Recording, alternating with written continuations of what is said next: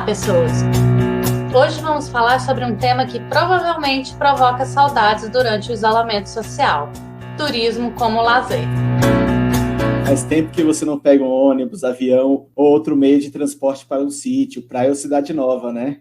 Tá com saudade. Mas será que o cenário hipermoderno altera a nossa relação com o turismo? Bem, para falar sobre isso, nós chamamos a Paula Binfaré. Oi, Paula! Oi, gente, boa tarde. Boa tarde, Paulo. Primeiro, obrigado pela sua presença e a gente vai começar, então, a cerimônia do nosso episódio, de todos eles, apresentando o seu Lattes. Vamos lá. A Paula defendeu a tese As Transformações Conceituais de Turismo à luz da complexidade do lazer na hipermodernidade, pela Universidade Federal do Rio Grande do Norte. Parte dessa pesquisa de doutorado foi realizada na Universidade de Aveiro, em Portugal, e a Paula também é graduada em turismo pelas Faculdades Integradas Associação de Ensino de Santa Catarina. Ela é especialista em turismo empreendedor pela Universidade Federal de Santa Catarina e mestre em turismo pela Escola de Comunicação e Artes da Universidade de São Paulo. Atualmente, a Paula é professora do Instituto Federal do Rio Grande do Norte e pesquisadora membro do projeto Eulagetec Erasmus. Falei certinho a sigla? Tá certíssimo. Então a gente começa agora com a sua tese. E um dos argumentos que eu achei bem interessante é que você fala do turismo como uma experiência, tanto que você já começa ali preparando a viagem, até quando você volta e tem todas aquelas lembranças que você traz para casa.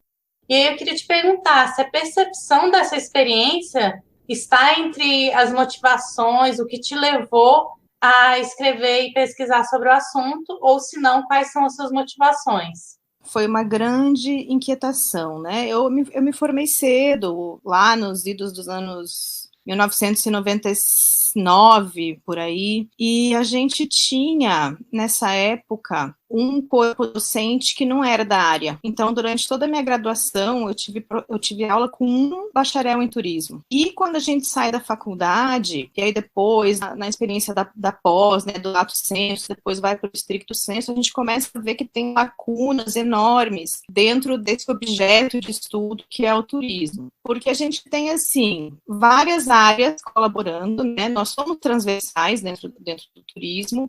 Então, você tem muito da psicologia, você tem muito da geografia, você tem muito parte da biologia, né, da ecologia, mas a gente não consegue chegar perto da pergunta que para mim sempre me inquietou: o que é o turismo? Fomos às ruas fazer uma perguntinha para as pessoas. O que é turismo para você? Conhecer altas culturas, viajar o mundo inteiro. E para você? Para mim, o turismo é vir no Brasil, curtir as férias, ver minha família. E para você? Novos lugares, novos sabores. Como é que é esse objeto? Quais são as características dele? Mesmo na literatura internacional, né, que já vem de muito mais tempo do que a nossa nacional, você vai ver que os autores, quando eles tentam se aproximar do conceito e tentam caracterizar o objeto do turismo, eles trabalham de forma bastante específica. Então, você tem ali gente que conceitua o turismo pelo viés econômico, né? Então, são as atividades econômicas que as pessoas fazem, né, ou deixam quando elas estão fora do seu local de residência, por exemplo. Você tem aqueles autores que também falam da questão do deslocamento, né, que turismo é sair de um lugar e ir para o outro, e você fica fechado, assim, nesse viés. E aí você começa a observar, né, empiricamente, você começa a ver essa movimentação das pessoas que vão e vêm, e você começa a perceber outras coisas. E eu não achava isso. Então, isso me dava uma inquietação muito grande. Eu queria saber mesmo, enquanto estudiosa, pesquisadora, profissional da área,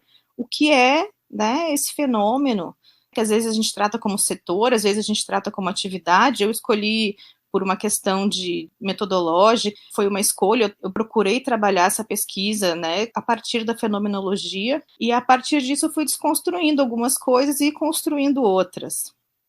Então, a minha motivação sempre foi essa, foi uma inquietação, foi uma busca por respostas, foi a vontade de dar uma contribuição para a área no sentido de caracterizar o objeto do turismo e parar de dar volta. E tentar fazer uma costura nessa colcha de retalho todinha, que todo mundo veio e colocou um pouquinho. Então, já que a gente não quer mais dar volta, eu vou fazer aquela pergunta que é tipo, o que é a vida? O que é turismo? Bom, depois desse trabalho, uma das minhas hipóteses, que foi a hipótese principal que se confirmou no final, é que turismo é uma forma específica, é uma particularidade do lazer. Ele se diferencia dos demais tipos de lazer, como, por exemplo, ele jogar um futebol, ou como dar um passeio, fazer um passeio no parque, né, ou ir na praia, assim, na nossa própria cidade, ou vocês no lago aí, né, em Brasília. Ele se diferencia dessas práticas de lazer por ela ocorrer num formato de viagem. E aí a gente também tem que entender que a viagem que a gente tem hoje, em tempos hipermodernos, né, em tempos que as experiências são muito mais rápidas de acontecerem, que as pessoas são mais narcisistas, paradoxais, e que tudo é efêmero e tudo é muito rápido, a gente tem muita velocidade de tudo, essas experiências também são diferentes do que as que a gente tinha na viagem há um tempo atrás, né? A gente tem vários estereótipos no turismo. Você tem o estereótipo daquele turista que está lá só com um checklist de pontos para conhecer, para ver, na verdade, não para conhecer, né? A gente tem o checklist daquele turista que vai nos locais icônicos para tirar foto. First time Europe. Nice to meet you. I'm Cláudio. Prazer. Vai ser complicado. We lost. Help, please, help us. Os senhores são brasileiros. Como é que vai ser isso? Peraí, deixa comigo. Muito gusto. Você sabe onde fica a Torre de Belém? Belém Torrecita! Torre de Belém. Torre de Belém. Torre de Belém. Ele não vai saber nunca. Torre de Belém. Belém. Torre de Belém. Torre de Belém. Belém. De Belém. Foi o que eu disse. Torre de Belém. Não vamos conseguir. Aqui vai ser difícil. Torre de Belém. Left, right, where? No. Então, a gente tem vários estereótipos, alguns se confirmam, outros já mudaram. O turismo, para mim, no meu entendimento, é o estudo do homem num tempo particular dentro do seu tempo de lazer, certo? Que é uma confusão também muito grande que a gente vem fazendo aí desde a pós-revolução industrial, de que tempo livre é tempo de lazer, né? Na verdade, o tempo de lazer que a gente tem, ele é um pedacinho desse tempo livre, porque o conceito de tempo livre é um conceito de livre do trabalho, mas não quer dizer que você seja livre de outras obrigações, como ir no supermercado, por exemplo, né? Obrigações religiosas, sociais, enfim. Então, ele acontece naquela parcelinha de tempo que é destinada ao lazer. Por isso que é uma particularidade do lazer e não ao contrário, como até muito tempo atrás a gente acreditava, né? Você falou da sua metodologia, acho que você falou uma palavra que talvez muita gente que não seja do meio acadêmico não conheça, que é a fenomenologia. Queria que você explicasse rapidamente e falasse um pouco sobre como que você usou os tweets para fazer essa tese. A fenomenologia, assim, de uma forma bastante resumida, ela estuda o fenômeno em suspensão, ou seja, o que é isso? É o sujeito que faz a característica que dá as características daquele fenômeno. Por exemplo, eu coloco aquilo, turismo em evidência, tento ficar desprovida de qualquer preconceito, conceito, qualquer coisa anterior, faço um exercício de desconstrução. E aí, a partir daquilo, eu escuto os sujeitos para ver como que eles caracterizam, que sentido que eles dão para aquele fenômeno. E aí eu já entro na história, na tua questão em relação aos tweets, porque como eu queria fazer uma análise o mais fria possível, eu não queria chegar e fazer um roteiro de entrevistas ou questionários, porque a gente sabe que, subjetivamente, quando você responde algo nesse sentido, você vem imbuído de várias concepções, né? Tem a sua questão cultural, tem várias coisas que já estão pré-concebidas. Quando você já recebe, responde aí um formulário no Google sobre a sua experiência como turista, o que é o turismo. Eu queria trazer informações de pessoas que não sabiam as informações que elas iam passar, e que fossem curtas, rápidas, e aí os tweets me atenderam muito bem, porque você tinha ali 140 caracteres. A gente fez um filtro em que eu coloquei ali turismo e lazer no mesmo tweet, porque eu queria fazer essa relação, e o turiste, com Tzinho assim, um asterisco que ia me trazer tudo que tinha nesse viés. Isso para eu conseguir formar categorias de análise para saber o que era do turismo e do lazer convencionais que eu estava chamando e o que seriam esses novos sentidos que as pessoas davam na sociedade hipermoderna. Então, eles têm de tudo. Tem excelente viagem aqui, por exemplo, em Maragogi, e aí eu fui vendo, né, se a pessoa era de Maragogi, de Alagoas, da onde que ela era, e aí eu fui fazendo essa categorização. Eu acabei elaborando um conceito, por exemplo, de turistar, porque foi algo que apareceu constantemente numa categoria que eu chamei de turismo e lazer não convencionais, ou seja, aquelas pessoas que tuitavam lá no parque da cidade, por exemplo, vocês vão passar a tarde lá no lago e coloca lá, hoje estou pagando uma de turista, ou estou turistando na minha própria cidade, que são coisas que são completamente contraditórias em relação aos elementos básicos do conceito de turismo. Eu não me canso de olhar essa coisa ali. É mesmo? Quantas vezes o senhor já subiu aqui? Ah, deve ter ido umas 600 vezes já. Nunca cansa de ver essa beleza? Não, sem chance, né? Maravilha. Oh, espetáculo. Não é lugar só para turista, então? Não. O povo daqui tem que conhecer bastante as nossas coisas mais maravilhosas que nós temos. Lindo. Dizem que a pessoa tem que estar numa outra cidade durante um determinado tempo, né? Ele é um conceito bastante amarrado. E aí eu comecei a ver que a minha hipótese, ela começava a se confirmar aí. E aí surgiu o turistar. Só que também não tinha conceito para turistar. Aí eu fui a partir dos tweets e das leituras e acabei elaborando o conceito do turistar também, né? Então, os tweets, eles me ajudaram a fazer essa categorização e a demonstrar a mudança nos sentidos do turismo a partir dessa ótica do lazer. Se eu estou aqui em Brasília e quero turistar na água mineral, eu não estou sendo turista, né? Não estou fazendo turismo. Mas se eu vou até a Juliana, que está no Rio de Janeiro, faço uma reunião das Humanas e aproveito um pequeno tempo para sair e conhecer ali a região, eu estou turistando? Você está turistando. Você está quase classicamente turistando. Porque, veja, durante muito tempo, quando você dizia assim, ó, eu vou a trabalho, você não era turista. Por uma questão de segmentação econômica, depois aí dos anos 80, você passou a ser turista, porque você era uma pessoa que, por estar fora da sua residência, você movimentava, digamos assim, a cadeia produtiva do turismo. Você comia fora, você se hospedava em algum lugar, você fazia passeios, de repente, que os turistas fazem. Quando você dizia, não, mas eu não fui a lazer, eu não fui passear com a Juliana, eu fui a trabalho e aproveitei. Ah, mas a sua motivação inicial não era o lazer, então você não era turista. Hoje eu já entendo que essa compreensão é completamente equivocada, porque se você se baseia na experiência turística, quando você vai visitar a Juliana, mesmo que a trabalho, você sai para dar uma voltinha e você passa pela experiência de estar num outro local, construindo, né, uma experiência diferente, isso é uma experiência turística. Então você é sim turista. Não importa que você seja em alguns momentos turista, certo? Perfeito. Eu queria talvez voltar um pouquinho. Você falou que as pessoas têm, às vezes, checklist. Elas não conhecem, mas elas veem os locais.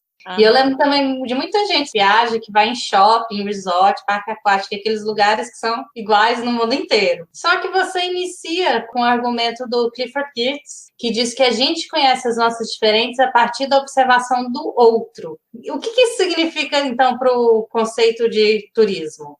Isso significa que essa experiência, ela parte de um processo de você se desenraizar do seu núcleo e se enraizar no do outro, e depois você desenraiza e enraiza de novo no seu. Então, é esse processo que ele pode ser quase automático, ou que ele pode demorar dias para acontecer, porque ele começa lá na sua intenção de viagem, quando você tem a intenção de ir para determinado local, quando você escolhe esse processo, essa tomada de decisão para onde ir, com quem, quanto gastar e por quanto tempo, já demonstra que você vai passar ou iniciou, né, começou esse processo de desenraizamento do seu núcleo. Só que você não vai completamente um ser aleatório, você, com as suas convicções, com o seu ponto de vista, com a sua bagagem toda, cultural, intelectual. E quando você se depara com o outro, né, com a diferença,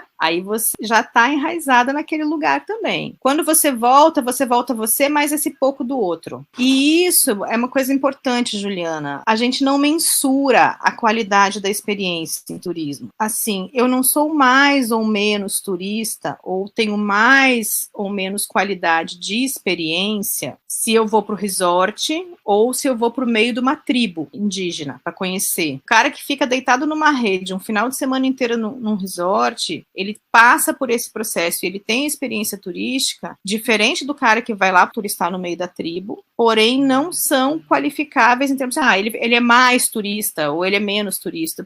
A gente, na verdade, trabalha muito em função do mercado, né? E aí eu vejo, assim, os meus colegas, toda vez que surge um termo novo agora, é o turismo de escapada, é um novo segmento, é o turismo da escapadinha, é aquela escapadinha que você vai ali e volta. Tem pessoas que estão escrevendo sobre isso, e aí tem também, vocês devem ter ouvido falar, a história do turismo de experiência, para dar, assim, uma conotação, digamos, mais nobre, mais profunda. Então, assim, aquela pessoa que vai para a tribo, né, que eu usei de exemplo, ela está num turismo de experiência, porque ela está experimentando outras coisas.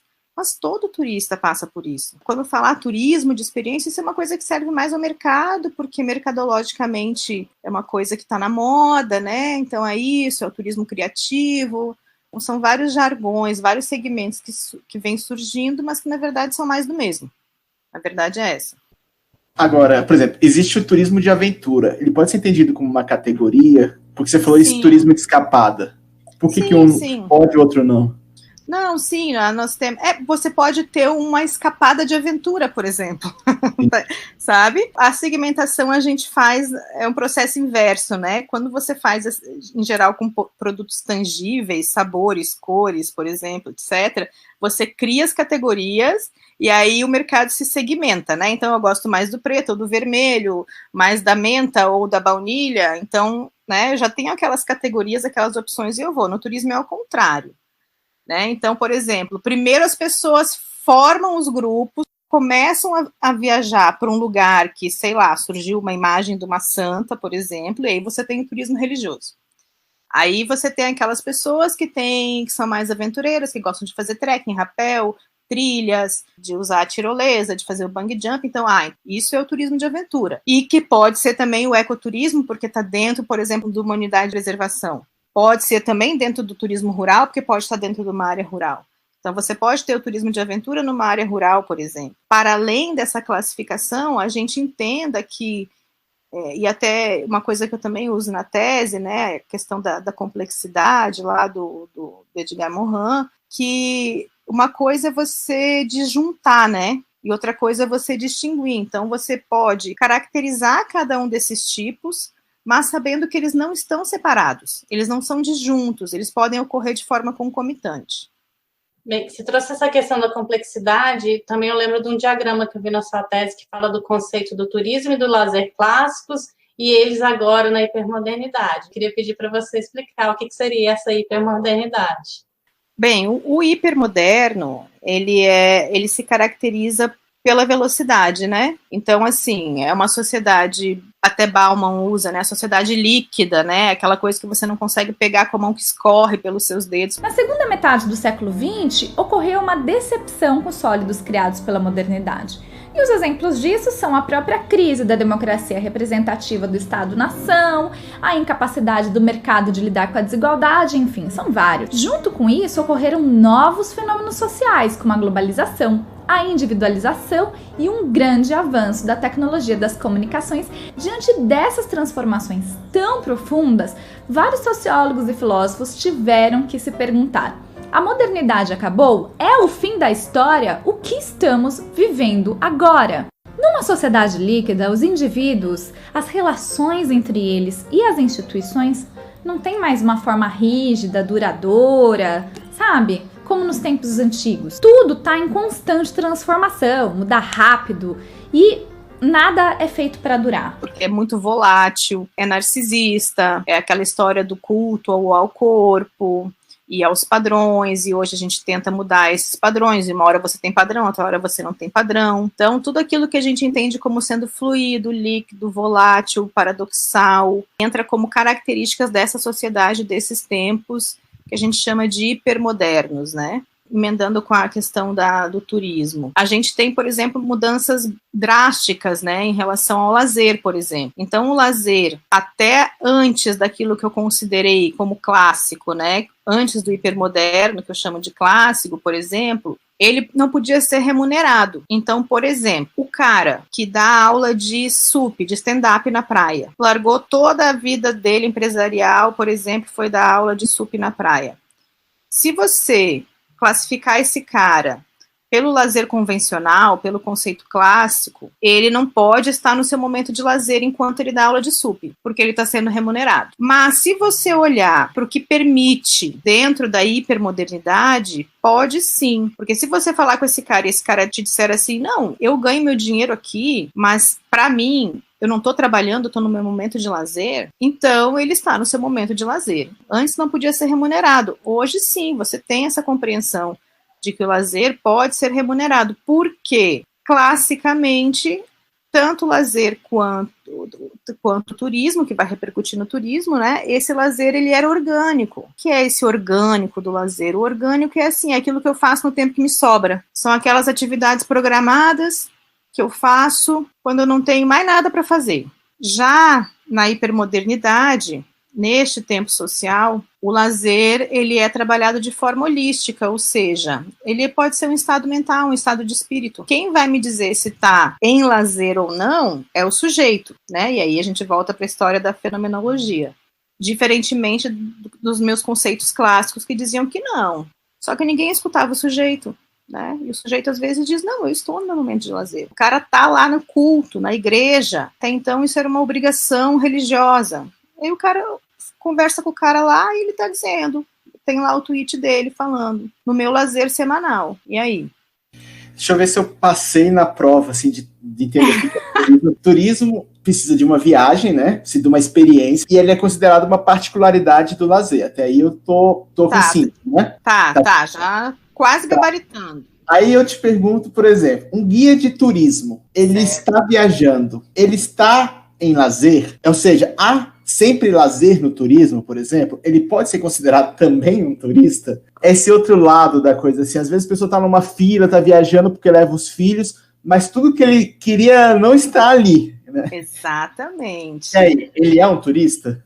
O guia, no seu momento de trabalho, eu não consideraria ele turista, mas não por ele estar trabalhando, certo? Mas é porque eu acho que ele não passa pelo processo de enraizamento e desenraizamento, entende? Porque como a intenção dele é outra, pode acontecer assim, de repente, dele estar num lugar novo, que ele nunca foi. Sei lá, uma vez na vida, de repente um guia tem essa oportunidade, certo? E aí ele está num grupo e, de repente, ele consegue vivenciar a experiência turística. Pode acontecer? Pode acontecer. Normalmente, isso não ocorre, porque a pessoa vai com uma outra intenção. Ela está preocupada com outras coisas. Ela está preocupada para ver se vai cumprir o tempo do ônibus, se vai dar as informações corretas. Eu acho que ela não vai ao encontro do outro nesse momento. Lendo a sua tese, eu entendi que o turismo seria um fim em si mesmo. Eu não posso dizer que o lazer é a finalidade do turismo.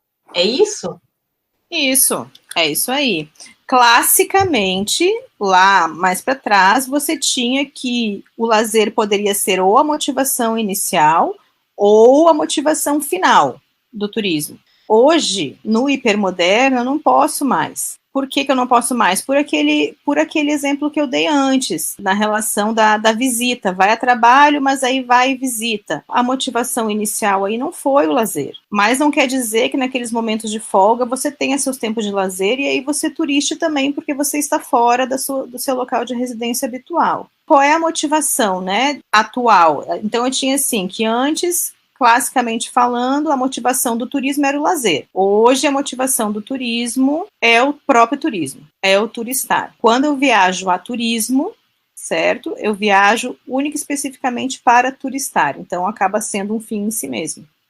Como é que você vê o turismo como uma área de conhecimento e como fazer esse esclarecimento para evitar que o turismo fique solto, entre aspas, de forma interdisciplinar por aí, né? E um outro ponto que, aproveitando essa defesa, queria saber se existe diferença mesmo entre guia de turismo e guia turístico. Eu vou começar pela segunda. Existe. Guia de turismo é o profissional da área, a pessoa, né? A gente vai ter um passeio inesquecível. Para tranquilizar vocês, nós vamos fazer uma aposta. Se chover hoje, eu me comprometo em dar uma semana para todo mundo. São 49 pessoas. Uma semana com todas as despesas pagas, no melhor hotel da cidade, viagem de primeira classe. E guia turístico é aquele guiazinho 4 rodas, aquele, nem sei se existe guia 4 rodas ainda, ó, mas aquele que você compra para viajar, que tem um mapinha com os lugares para você ir, aquilo é um guia turístico. E a pessoa é o guia de turismo. Tem várias pegadinhas, assim, na nossa área, mas essas coisas só quem tem que saber é quem é da área mesmo, né? E mesmo assim, às vezes a gente erra, mas tem várias pegadinhas, né? Tem o traslado e o translado, né? E vamos fazer um translado é só para morto, né? Não é para vivo. Então, tem várias pegadinhas, assim. Já me corrigiram do estado e estadia, que eu acho que é diferente também. A estadia, né? Um é em navio, é embarcado, enfim. Tem várias, assim.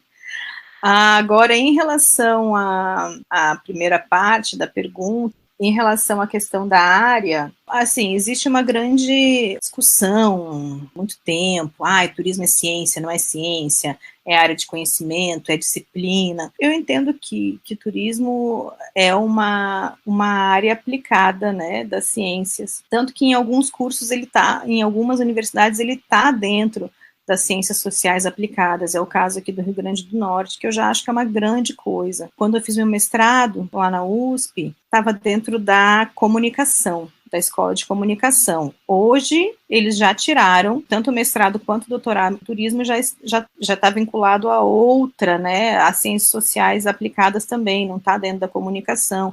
Tem outros lugares que está dentro da economia, justamente por ser interdisciplinar. Eu não vejo nada de muito errado nisso.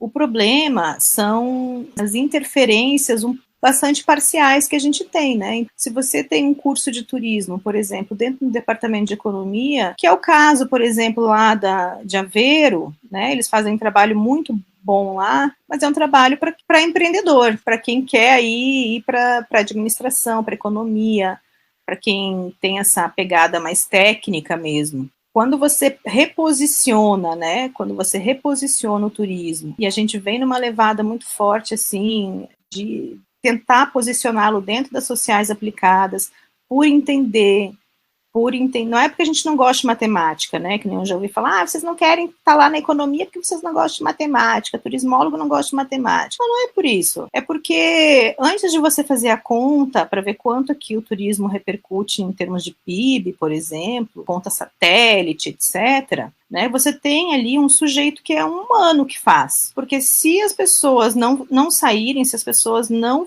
turistarem, você não vai ter estatística nenhuma para fazer. Eu defendo que a área do turismo, da hospitalidade, ela tem que estar dentro das ciências sociais aplicadas, porque ela parte do estudo do homem. Principalmente quando você está falando do desenraizamento, enraizamento, os autores me pareceram muito antropológicos, assim, de outro campo que próximo de ciências sociais. Eu queria entender se tem esse poder grande, porque quando eu penso nessa ideia de desenraizar e reenraizar para a antropologia, eu estou pensando numa pessoa que saiu completamente do seu ambiente, foi para um lugar muito diferente para entender a outra pessoa ali. Então, assim, é uma experiência que é transformadora para o pesquisador quando está na antropologia. E aí, se você enxerga esse potencial no turismo, e foi talvez por isso que você tenha trazido esses autores. Enxergo esse potencial, eu acho que, pelo menos, quase nunca será, digamos, uma experiência antropológica, sabe? Por uma questão de motivação mesmo, de objetivo. Mas eu acho que pode ser, sim, um mergulho por essa área. E eu trouxe muito esses autores porque nessa minha inquietação que eu comentei com vocês, eu não achei gente da área mesmo, sabe, que pudesse me dar esses subsídios que eu precisava para fazer essas reflexões. Então, eu passei um tempo aqui na UFRN fazendo umas disciplinas do doutorado nas ciências sociais. E aí eu tive a oportunidade de ler esses autores e alguns outros, e aí eu comecei a perceber coisas que até então eu não tinha sacado, eu não tinha essas leituras, sabe? E a gente não tem essas leituras na faculdade de turismo. Isso é uma outra justificativa para minha tese. A gente sai muito cru nessas questões sociais, antropológicas e humanas, e a gente não consegue entender, por exemplo, como é que se constroem os conceitos, a gente não tem esse viés, assim, mais social mesmo, sabe? E aí eu fui atrás desses autores, eu passei muita vergonha, inclusive, nas minhas aulas, nas ciências sociais. Chegou uma hora que eu não abria mais a minha boca, eu falei, não, eu vou para casa, eu vou estudar muito, eu vou ler pra caramba antes de começar a participar, porque eu só tô falando coisa errada aqui, né? Tava ali no meio de um monte de cientista social, assim, tive que estudar bastante, tive que correr muito atrás desse prejuízo. Uma vez que já tem uma visão do turismo, como uma particularidade do lazer, qual é o próximo passo dos seus estudos? O que você já está aí encaminhando nessa área? Ou tá tranquila só no lazer, assim, agora? Não, eu comecei há um tempo na escrita do livro da tese, né? Nessa primeira edição, digamos assim, ela vai só em formato de livro. E temos aqui planos para 2022 ou 2023, eu quero tentar aplicar isso em alguma universidade, provavelmente fora, que trabalhe a hospitalidade, sabe? A hospitalidade de uma forma geral, assim. Então, com esta visão que eu tenho hoje do turismo, com essa satisfação que não é plena, mas pelo menos eu consegui caracterizar o meu objeto, mas eu ainda sinto que eu preciso de alguns complementos para isso, sabe?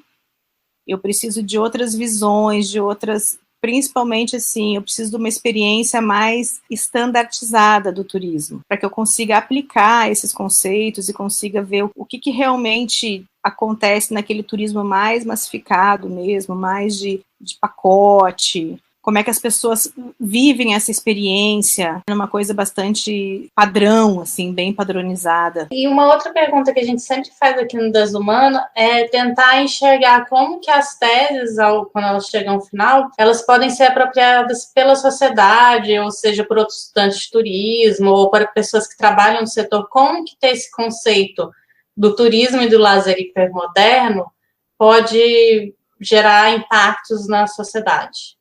Trago algumas reflexões em relação a isso, né, em relação à questão de que você tem, por exemplo, vamos falando do ponto de vista legal, você tem o Estatuto do Turista. O Estatuto do Turista nada mais é do que o Estatuto do Cidadão Normal, que deveria ter segurança, saúde, etc, etc. Por exemplo, quando você reclassifica, quando você passa a entender essa questão tanto da experiência, quanto do estado de espírito do lazer, quando você tem, por exemplo, essas delegacias especializadas no turismo, a delegacia do turista, e aí a pessoa que vai na praia, ali que é pertinho da sua casa, né, de repente é assaltada ou qualquer coisa, precisa de uma delegacia, aí ela não pode ir no do turista porque ela não é turista, mas ela diz que ela é turista. E aí, como é que você resolve isso? Nesse sentido, a gente fala dentro das questões legais, de segurança, a questão do plano diretor também, né, que a gente tem subdivisões dentro do plano. Quando eu vou falar de planejamento, por exemplo, para quem é gestor público, para quem é da área, para quem trabalha com planejamento das cidades em função do turismo, saber, por exemplo, quem é aquele turista, digamos, convencional, que é aquele que viaja com o fim do próprio turismo, né, aquela pessoa que está de férias, ou aquela pessoa, né, que vai visitar um amigo ou que vai fazer um tratamento de saúde numa outra cidade e no seu tempo de lazer vai dar uma turistada. Se você pensar em termos de organização de cidade, de cadeia produtiva, de bar, de opções de lazer, de restaurante, de comércio, você vai atender públicos completamente diferentes. Então, isso impacta nas suas áreas, por exemplo, de plano diretor, área edificável, área de incentivo ao turismo, área comercial, área residencial. Então, a gente tem as pessoas que têm a casa na praia, por exemplo, quando elas estão na praia, elas são turistas? Não, elas têm uma segunda residência, né? Elas se utilizam da mesma infraestrutura do morador local. E eu acho que, academicamente falando, a principal delas é esse reposicionamento do curso, dentro das ciências sociais aplicadas.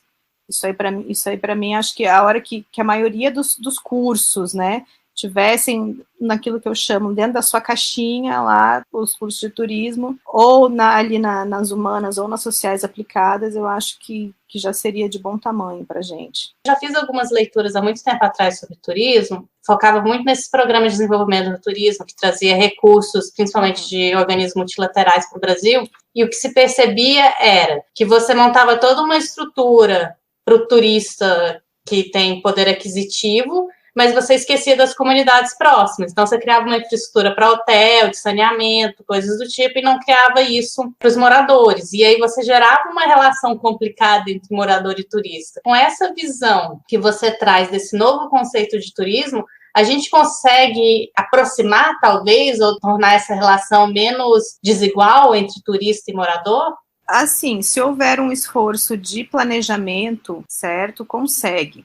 A gente trabalhou no Brasil com programas já de municipalização do turismo, depois, né, mais recentemente a gente passou para a questão regional, né, dos roteiros integrados, que na verdade nunca foram integrados, os caras só fazem uma maquiagem cartográfica lá e, enfim, colocam os estabelecimentos e dizem que aquilo ali é um roteiro integrado. Por experiência de mercado mesmo. Os lugares em que o turismo é sustentável, e eu digo sustentável não a falácia da sustentabilidade, digo sustentável mesmo, que a atividade mantém a cidade, moradora, a região, são os locais que as comunidades se apropriaram da atividade. Que em locais em que você tem a infraestrutura, por exemplo, que veio toda de fora, né, e você tem a comunidade apartada, né, fora do circuito, são distâncias que você nunca vai conseguir vencer. Inclusive, quando você tem, por exemplo, os resorts, né, para a comunidade às vezes sobra ali mas vai ser super legal ter o resort XYZ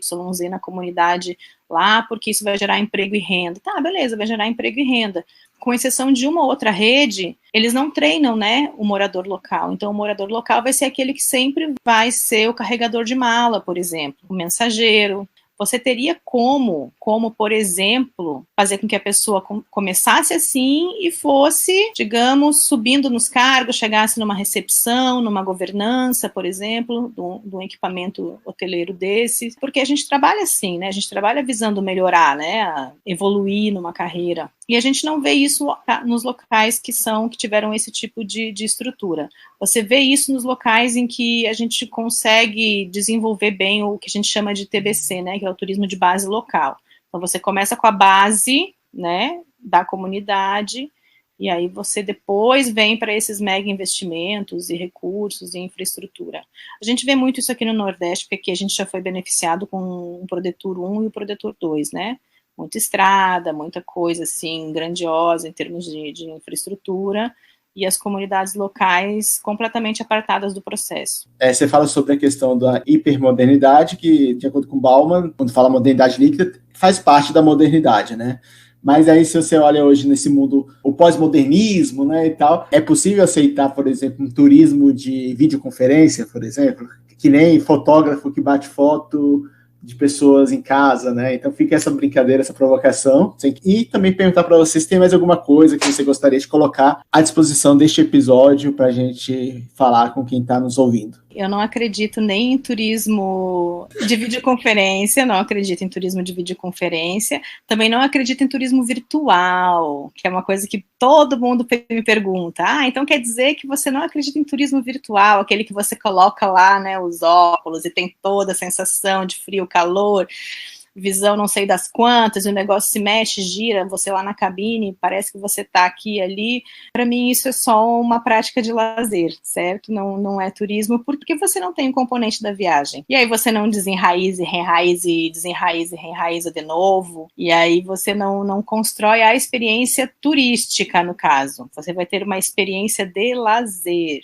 Eu queria pedir uma última coisa. Como você falou que estava na antropologia e percebeu que precisava ler mais, e a gente sente muito isso quando a gente está fazendo mestrado, doutorado. E a gente chega lá e fica, nossa, será que eu deveria estar aqui? E aí eu queria pedir para você dar algumas sugestões de leituras que você acha que foram importantes e que podem ser importantes para outras pessoas que queiram estudar esses temas. Eu acho que Alain Corbin é um cara que todo mundo deveria ler, que ele fala sobre... Lá no início da história do tempo livre, desde a época que as pessoas saíam para fazer lá o termalismo, e aí ele vem pontuando algumas coisas muito interessantes sobre isso, porque ali se constituiu a base do que a gente tem hoje do turismo, sabe? Tem Silvio Figueiredo, que foi também foi meu professor, foi um grande parceiro na construção dessa tese também, que ele fala sobre a viagem, e ele caracteriza a viagem em tempos hipermodernos de uma forma fantástica. Tem os clássicos do turismo, para a gente entender como é que se deu essa construção conceitual, né? E a gente tem aí Mário Beni, a gente tem Doris, talvez, que fala sobre os aspectos do planejamento. Especificamente para essa parte de você compreender essa nova configuração do turismo, é Morin, é Bauman, sabe? Que são pessoas que trazem um contexto muito atual, assim. Ele é muito pulsante, esse contexto que eles trazem. E aí a gente começa a pensar em alguns princípios das coisas que eles falam, que você percebe que o que eles estão falando é contextual, né? É do nosso tempo, mas que falta a base. Então, eu acho que para quem estiver começando, eu acho que não pode deixar esses caras de fora, de jeito nenhum. Bom, Paula Bifaré falou aqui com a gente. Queria dizer que foi um lazer ter você aqui nessa participação. Me permitem já o trocadilho feito. Foi ótimo. E também agradecer a participação de quem está nos ouvindo agora. A gente está no YouTube, Spotify, iTunes e em vários outros aplicativos. É só escolher o seu. E não deixe de seguir a gente no Das Humano na sua plataforma ou aplicativo favorito. É isso aí. Até a próxima. Das Humana, a ciência sem jalé.